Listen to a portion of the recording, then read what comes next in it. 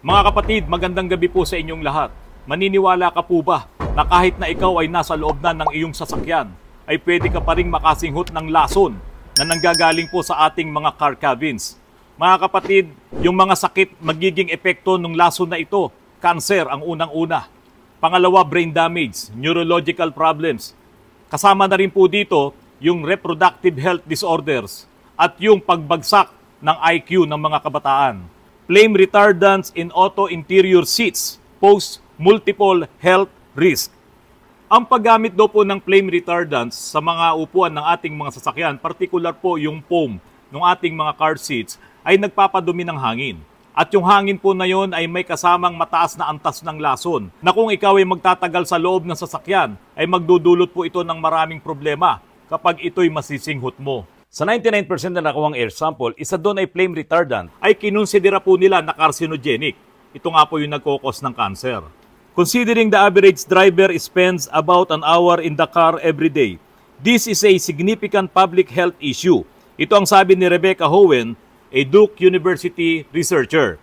It's particularly concerning for drivers with longer commutes, as well as child passengers who breathe more air pound for pound than adults. Kasi po mga kapatid, yung mga bata, talagang malakas pong huminga yan. Mag-inhale, exhale yan, hindi katulad nating mga matatanda. So yung mga batang ito, masisinghot nila ngayon itong chemicals na ito na inilalabas ng flame retardants na iyan po ay nagmumula doon sa mga foam ng mga car seats. Mga kapatid, ito pong flame retardant na ito ay ipinadagdag diyan sa paggawa ng foam para nga po makasunod sila doon sa regulations ng US National Highway Traffic Safety Administration. Ito po ay noong 1970s. Talagang ni-require po nila ang lahat ng automakers na lagyan ng flame retardant yung mga foam na ito para hindi nga daw po kaagad-agad nasisiklab kapag ka nagkaroon ng problema, kapag ka nagkaroon ng sunog. Pero sinabi nila noong panahong iyon ay hindi pa nila alam ang magiging epekto ng toxicity ng flame retardant na ito. Mga kapatid, panuorin niyo po itong vlog natin na to kasi po ito para sa ating lahat. Hindi lamang yung may mga may-ari ng sasakyan, pati yung nakikisakay, pati yung mga pasahero. Sabi po nila, ito daw pong flame retardant na ito na nakahalo diyan sa mga foam ng ating mga car seats ay hindi naman talaga nakakapigil ng pag-apoy. Manapa daw po, kapag ka nasunog na yan ay magbubunga to ng sobrang dami ng usok na iyon pa nga daw yung magkokos para malason yung biktima at yung mga unang re-responde sa sunog kapag ka ang iyong sasakyan ay nagkaproblema. Ang pag-aaral ay ginawa sa loob ng cabins ng 101 na sasakyan mula sa modelong 2015 pataas. Halos lahat ng samples ay may nakuhang 1-chloroisopropyl phosphate.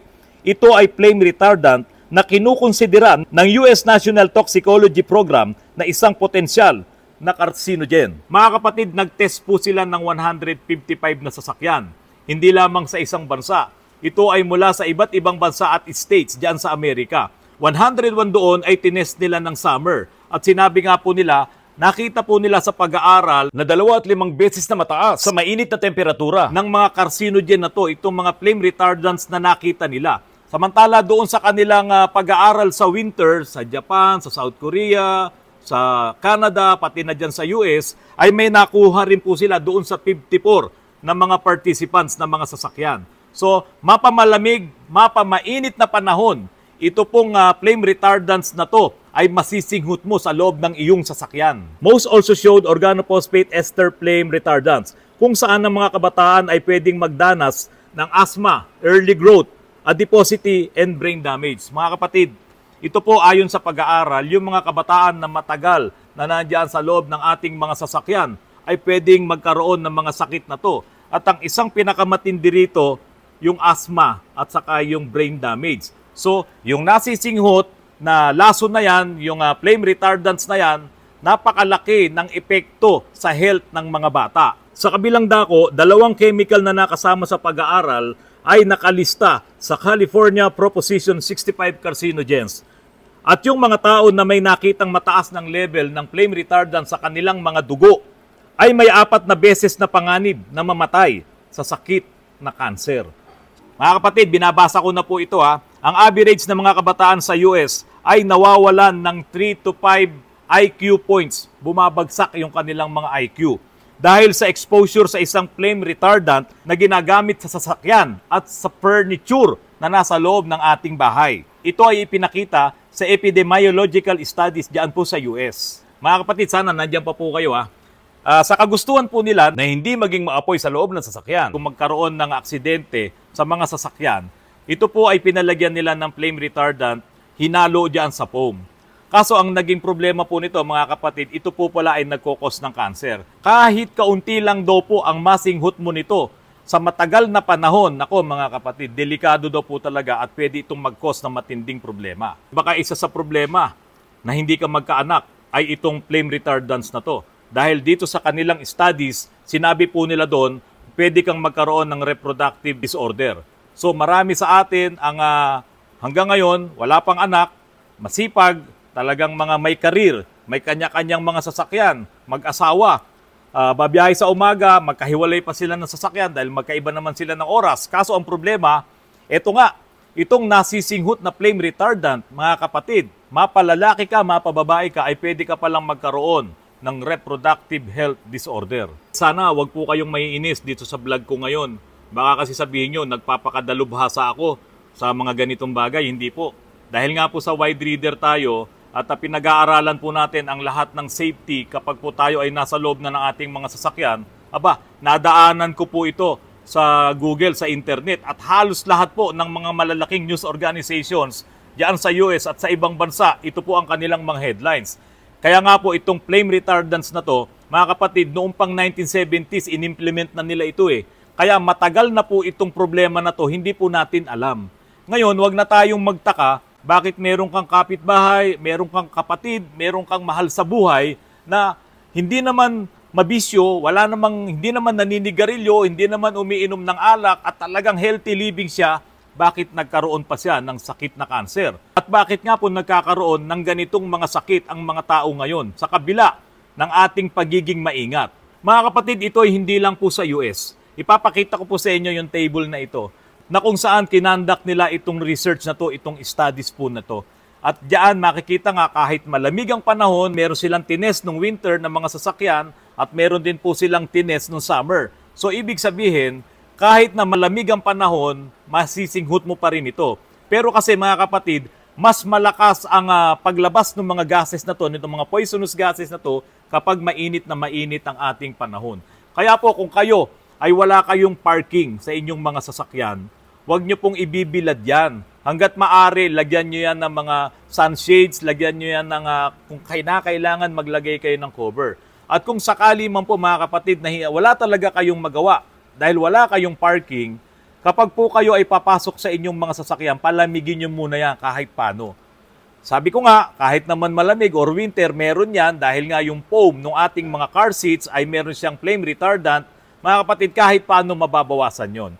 At sabi nga rin po dito, kung isang oras yung driver, yung estudyante, yung anak mo na nandyan, pwede talaga siyang makasinghot nitong carcinogenic na sa compound po na ito. Kaya mga kapatid, iwasan nyo na kapag mainit na mainit ang panahon, nandiyan kayo sa loob ng sasakyan nyo at amoy na amoy nyo, masisinghot nyo itong flame retardants compound na ito na magdudulot po ng napakaraming sakit.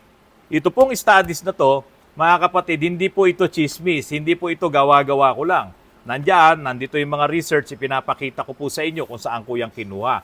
Ito po ay totoo, ito po ay delikado. Kung paano natin to iiwasan, hindi ko pa alam. Siyempre, kung paano mo to iwasan, huwag mong gamitin ng iyong sasakyan.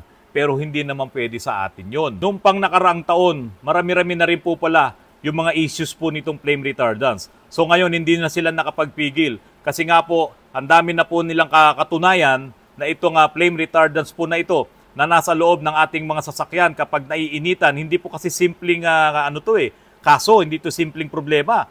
Ang flame retardants po na yan, na nakahalo sa ating mga car seats dun sa foam, kapag ito ay nainitan, lalo pang dumarami yung masisinghot mo. Kaya napakadelikado po talaga. Kaya ngayon mga kapatid, mas gugustuhin ko pa yata na sumakay sa mga tricycle, sumakay sa mga PUJ na pine-phase out ngayon, ilang panahon na lang sila. Kasi po, yan walang aircon, yan ay labas-masok ang hangin.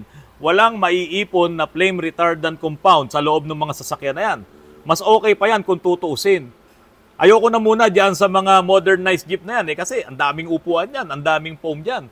Hindi lang natin alam kung itong mga modernized jeep na yan, kung yung mga foam na ginagawa dyan, yung inilalagay dyan, dahil local naman yan, kung hinahaluan nitong flame retardant. Itong TCIPP, yan po yung nandoon sa studies nila, yung flame retardant na ginamit. Ang sabi po kasi dito sa study, kung ikaw ay isang oras na ma-expose dito sa flame retardant na ito, yun nga, pinakita nila yung mga sakit na pwede mong makuha. Yung reproductive health disorder, cancer, brain damage, neurological problems, at yung sa mga bata nga, yung kanilang mga IQ bumababa. Kaso mga kapatid, hindi mo naman mapipigil yan eh. Dahil tayo, lalong-lalo na yung may mga sasakyan, gamit na gamit natin ang sasakyan dahil yung pong sasakyan dito ay necessity. Ngayon, sa makakapanood po nitong vlog ko, isiningit ko na lamang po ito mga kapatid kasi sa mundo ng mga sasakyan, marami pong mga nagba-vlogs na katulad ko ay halos talagang ang pinag-uusapan yung kung paano kami mag-repair, kung paano kami maglinis ng mga ganyan, kung paano namin ayusin, kung paano mag-scan. Meron naman vlogger, ang inaatupag niya mag-review ng mga bagong sasakyan, benta-benta, promote-promote. So ganyan ng mga vlogger, ganyan naman kami lahat. Yun nga lang, isiningit ko po ito po ay para sa lahat, hindi po para sa akin lang. Kahit na wala kang sasakyan, kung sasakay ka pa rin dito sa mga sasakyan na to, prone ka po ngayon na makasinghot dito mga flame retardant na ito na pwedeng mag-cause po ng problema. Mga kapatid, nitong nakaraan meron akong isang vlog na kapag ka po ikaw ay nasuffocate ng carbon dioxide sa loob ng iyong sasakyan sa matagal na panahon, ay pwedeng mahihilo ka, pwedeng magkaroon ka ng problema habang ikaw ay nagmamaneho at pwede kang maaksidente. Katulad na lang nung dalawang bata na natrap diyan sa isang sasakyan sa probinsya, no? Dalawa sila natrap doon at namatay nga po yung dalawang batang to. Ngayon mga kapatid, nung ibinlag ko yon, marami nag-comment doon na kaysa ganito, hindi ganyan yan, wala naman yan, okay, hindi totoo yan, marami po silang ganyan kasi meron naman daw pumapasok na hangin dahil sumasalubong, okay lang po yon, at least na-share ko sa inyo. Pero ngayon po, hindi po ito simpleng bagay. Ito po ay seryosong bagay. Dahil mismo ang US na, itong kanilang mga departamento dyan, yung mga studies na to, ang nandyan po na lathala sa mga malalaking news organizations dyan sa US, ang nagsasabi na totoo po itong epekto ng flame retardant po na ito. Magkokos ito ng cancer, magkokos ito ng maraming problema sa atin. Ngayon, dahil nandyan naman na yan, nandyan na yung mga sasakyan na yan, hindi nyo po pwedeng sabihin na hindi tayo kasama dyan dahil karamihan ng sasakyan natin galing ng Japan, galing ng South Korea, o galing pa sabihin mo ng Thailand, ganun din naman yan, galing ng Malaysia. At yung mga foam na ginagamit po dyan, pasok po siya dito, may mga flame retardant yan, dahil sabi ko nga sa inyo, noong 1970s pa in-implement na yan. At kapag ka si US ay nag-implement niyan, sumusunod po lahat. Dahil kung hindi, ay hindi ka makakapasa sa standard nila. Ngayon, kung nagkakamali po ako, mga kapatid, na itong mga foam ng car seats natin ay walang flame retardant, sana merong mag-imbestiga, sana merong mag-research na yung mga car seats natin ay walang flame retardant, okay, safe po tayo lahat dyan. Safe na safe po tayo. Mga kapatid, ako po ay hindi doktor. Or kung ano pang ang maitatawag nyo, baka naman sabihin nyo, nagdudunong-dunungan po ako. Mga kapatid, wide reader lang po talaga ang inyong lingkod. At dahil sa nabasa ko ito, hindi rin ako papayag talaga na hindi ito maiparating sa inyo. Tulad nga ng sinabi ko, yun nga simpleng masuffocate ka ng carbon dioxide ay ginawan ko pa ng vlog. Ito pa kaya na talagang ang research ay nandiyan at pinatutunayan po nila. Ngayon mga kapatid, hindi ka makakaligtas dito. Ngayon naaalala ko mga kapatid, yung iba pang mga vlogs ko ulit, may nagsasabi po doon, kabayo na lang ang gamitin, kalabaw na lang, kalesa na lang. Parang ngayon, ang naiisip ko, pwede ba natin ibalik yan? Kaya lang, hindi na kasi pwede. Hindi na makaka-adapt yan sa panahon ngayon. Kung pwede nga lang, why not? Kaso, mabagal na siya. Mahina na siya. So, ano ang magagawa natin sa ating mga sarili? Mayroong maliit na tsansa na makaiwas tayo dyan. Tulad nga po nung sinabi ko sa inyo kanina, hanggat maaari, huwag niyong paiinitan ng todo ang inyong mga sasakyan. Hanggat maaari, ay nagpa-pass through yung mga hangin. Hanggat maaari, kung bumabiyahe kayo, mga kapatid, kung yan naman ay paprobinsya na kayo, buksan nyo na lang ang mga bintana. Bumabiyahe ng jeep na yan, yung mga bumabiyahe ng mga trailers na yan, wala naman talaga silang aircon, baka sila walang sakit na cancer. Baka sila walang sakit sa reproductive disorder. Kaya pala siguro yung iba dyan, talagang maraming anak. Pero samantalang yung mga iba, hindi magkaanak. May kilala po ako, marami pong ganyan. Mayayaman naman sila, pero hindi po sila nabiyayaan ng anak. Baka nga po dahil dito sa problema na to. Dahil itong flame retardant po, mga kapatid, ay pwedeng mag-cause ng reproductive disorder. At yun nga po, ang pinakamabigat dito, yung mga bata, bumababa po yung kanilang mga IQ. At papunta po yun doon sa brain damage. Mga kapatid, malungkot po itong balitang to. At sana po, nagkamali lang ako. Kasi kung hindi, buong mundo ang affected nitong problema ng flame retardant. So, wala tayong magagawa dito kung hindi palitan yung mga car seats na yan, palitan yung mga foam na yan, nung walang flame retardant. Pero saan ka kukuha? Sana itong mga gumagawa ng foam dito sa Pilipinas or kung sino-sino pa dyan, sana yung mga foam nila walang flame retardants at pwede natin yan ang gamitin natin sa ating mga car seats, pati sa ating mga furnitures. Mga kapatid, ito po yung mga nagpuntahan sa amin kanina, kaya lang alas 6 na ng gabi, hindi na po natin na-accommodate yan, babalik na lang po sila next week. Mga kapatid, bukas po ay Mother's Day. Kaya lang, ito po yung selebrasyon na ayokong ginagawa. Dahil una po sa lahat, hindi ko naman nanay yung asawa ko. Ang babatiin kong Mother's Day ay yung nanay ko at yung mga nanay nyo, yung mga nanay natin. Pero yung asawa ko, hindi ko po babatiin ng Happy Mother's Day dahil hindi ko naman po siya nanay. Siya po ay aking ex-girlfriend na mahal ko. Halika dito, mahal. Halika dito. Halika dito, dali. Sus naman, sinabi ko na wag ka muna. Halika dito. Ito mga kapatid, yung ex-girlfriend ko. So ayan, kami pong dalawa ay hindi naapektuhan ng flame retardant dahil meron po kaming 4 na anak na mga gwapo, mga lalaki. At meron pa pong gustong sumingit na anak-anakan namin dito at yan nga po si Jamie. So ayan, mga kapatid, halika dito. Magpakita ka, dali. Magpakita ka, dali. Dali, magpakita ka. So ayan, mga kapatid, okay, oh. Ayan. So, mag-iingat po tayo palagi. Lagi po tayong mananalangin anumang oras sa ating buhay para po tayo ay hindi mapahamak at maaksidente. Mga kapatid, magandang gabi po sa inyong lahat.